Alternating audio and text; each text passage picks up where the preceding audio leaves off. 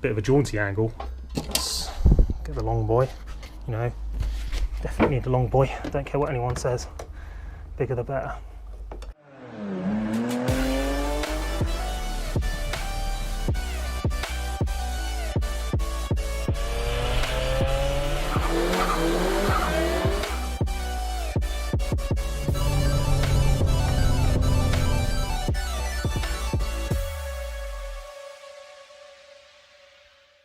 Hi guys, welcome back to Tom Mods Things. Today, as you can see, we are back in the shed with the Max Power 106. Eagle-eyed viewers will notice that the camera is slightly different today. So basically what I've done is I've found one of my old GoPros and have effectively done this real sort of janky setup just to see whether it would improve the video quality anymore, rather than having to go out and buy a dedicated camera and stuff, because we're still not quite at the stage yet where I think that's strictly necessary. So anyway, take a look and let me know what you guys think in the comment section down below as to whether you think this is better or worse. But I mean, you can still get a full picture of the garage with this particular camera, which is kind of cool, I guess. Right, so what we up to today then is to get the seats back out. What I have been doing, and I'll start with that, is trying to remove all of the old Clifford alarm system. So that wasn't working when we got the car, seemingly, but it was all wired into, I believe, all the fuel pump. And so I think where our fuel pump issues were coming from were from that system. So what I'm planning to do is to strip all of that system out and re-splice up all of the wires with all the craziness that they've done, which has, I don't know if that's showing up, but anyway, it kind of gives an idea of all the cabling and stuff, and this is, with it, a lot tidier than it was. We've removed, and I'll just show these. So we've removed these two boxes. One of them is an Intelli start, so that's effectively like if you, say, start the car up remotely and things like that, that will effectively give you that option. And then the other one is the larger one, which is the sort of old Clifford alarm system. It's a Avant-Garde 4 system. Right, and apologies if this is a bit of a weird setup and stuff today. I'm going to try and get it so, because I'm not used to the camera or anything yet, I'm just trying to get used to it. So as you'll see, remove the fender off this side of the car to uncover kind of what was going on behind. I've cleaned it all up already, so that's why it's looking particularly sort of nice. It definitely wasn't looking as nice as that when I first opened it up. But what it did uncover was the other side of the Lambo hinges. And so what we've done is actually reconnect this one back up, whereas the other shock was totally gone. This one does still work slightly. So what it did lead me on to was where the plugs come in and out for all the electrics in the door. So as shown previously, and probably see it over on that one, but if not, we can show it on this. Someone's fitted electric windows to this. Now it comes with, and you can show it just over here, which are these orange things here. These are the sort of manual winders. So I don't know whether they were planning to put these ones in, which would kind of make sense, because then it means that you don't have to worry about the electrics necessarily coming through, or they did the opposite and they were fitting the electrics, which would kind of make sense, and then just hadn't figured out the routing of that yet. But yeah, so with this door, it's still the case that I need to pull this little latch thing here, but now when you get to this point, and then just lift it from underneath, when you do get it up, it does stay there now, which is a plus point. So the actual strut itself doesn't actually move that much. It goes from a 230mm up to a 300mm in stroke. So that's kind of what we're looking at. It looks like there's been some, I don't know whether this was, I don't really want to get my hand in here just in case it does fall, otherwise that'll be a slightly different video. So yeah, obviously there's been, I don't know whether they've cut this out because they've used a different strut, but it looks like that's not maybe meant to be like that, so they've kind of grafted away at it to get it to fit. And then there's also some clearance that's been added in on these brackets here. So I don't know whether that is what it's supposed to be or they're like that. Can't really find out a huge amount about this particular kit because I can't find any markings on it whatsoever, because when the person before me, or before the person I got it from, had the car, they painted everything. So painted over all of this and all of that and just everywhere. So Anyway, so yes, that kind of gives, and actually this camera's doing justice actually, so that kind of shows Lambo doors, which we will definitely be keeping, and obviously they're going to get them working, which is good. And then people, on my last video, I've been messing around with the fitment on the rear bumper, so as you can see this is now starting to look a lot better. I'm going to put some tie points in on this corner, I've realised, because I just need to get this corner just tucked up on that side, and then this will be pretty much sorted, which is good. Was also, when we were looking underneath this, which is going to be the next stage, because I need to move the car, because you can see it's at a bit of an angle, so what I need to do is kind of straighten it up just a little bit, just so I can get everything up in the air and then effectively start to deal with the carnage that is happening under here. Let me grab a torch. Right, torch in hand. So we knew it was fairly rough underneath here. Most of it looks fairly superficial, but I don't know if you can, yeah, you pretty much just about see in there. So I think we're probably going to need new suspension all round, which I was kind of aware of, but it looks like it's just the suspension components that are bad. So actually the chassis and everything looks in reasonable condition, which obviously shows under the bonnet when we've been working through all the bits on there. But yeah, that is looking pretty crusty indeed. Before I start, one big thing that's going to be happening soon is another decision needs to be made about something else to go on with this car. Now we've moved on to more of the exterior parts, and now that I'm going to be taking them off to do all the suspension, we need, or potentially need, new wheels. So we have these ones, which are obviously the ones that came on it. They are Dare Motorsport wheels, according to the cap. Got no idea if that is the case, but I can't see any reason why that isn't. So we need some, well, we can either keep these wheels, get them refinished, looking all lovely, either in this colour or in a different colour, or chuck in some suggestions to some other wheels that we could put on this. Obviously let's keep it reasonable and say that they need to be 106 or Saxo fitment to a degree. So they need to be Saxo or 106 fitment, because I particularly like the fitment that's happening with it at the moment, and it kind of all works as a package as it stands.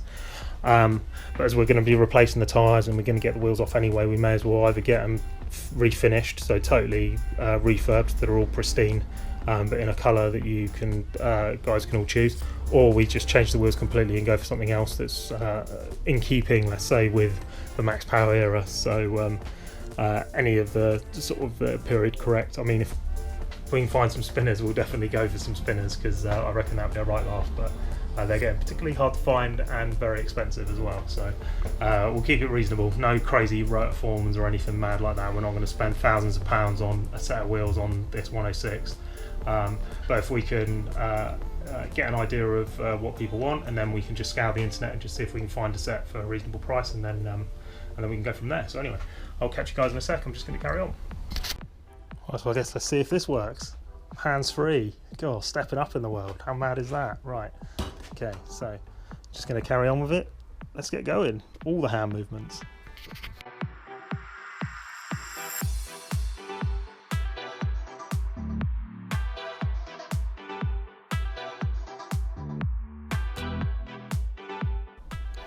Right, so the carpet we've got is, we're just going to chuck the stuff that came on with it. Going to just tidy it up. I think it should be okay. I think it's grey, so we could dye it and get it black. Hopefully that's picking it up. I don't know, wide angle. I mean, we'll just see how this goes. So yeah, we're going to fit this carpet back in. As I say, we might dye it, and then we can start to then get the seats and everything back in, and then this will start to look a little bit more like a car, which will be good. And then we can start to fit like interior pieces like the centre dash and stuff, to get all those bits back in, because it does run, so everything around here can kind of be put back together.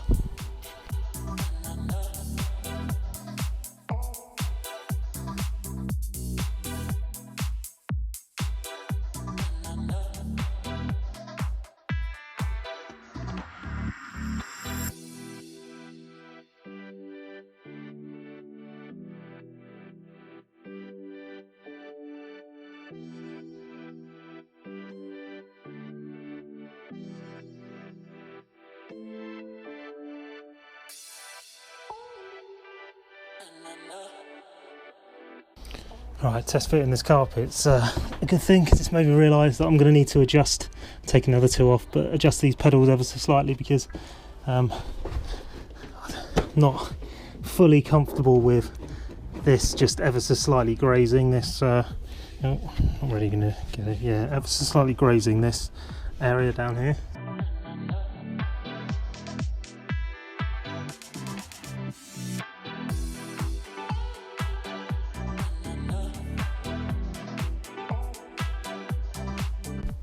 Right, and then we've just got both seats in because these have just been sitting upstairs in the spare room, and as we've been renovating the house, better to free up some space. Plus, it gives me prime position for sorting out all of that a little bit later on.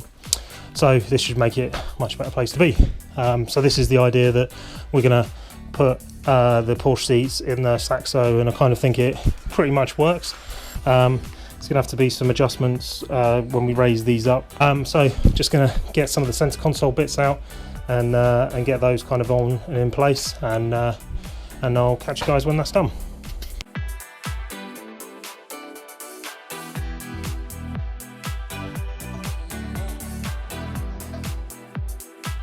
And this is the standard mess of a garage when you're doing a build. I need to keep this more organised. I've got packets with various bolts in, but it's got a tad unruly at the moment, so desperately going to need to sort this out. So we'll have a root through it in, see if we can find a bolt. If not, it's going to be in my box of various fixings of various sizes and descriptions, and hopefully that one, just guesstimate it size wise.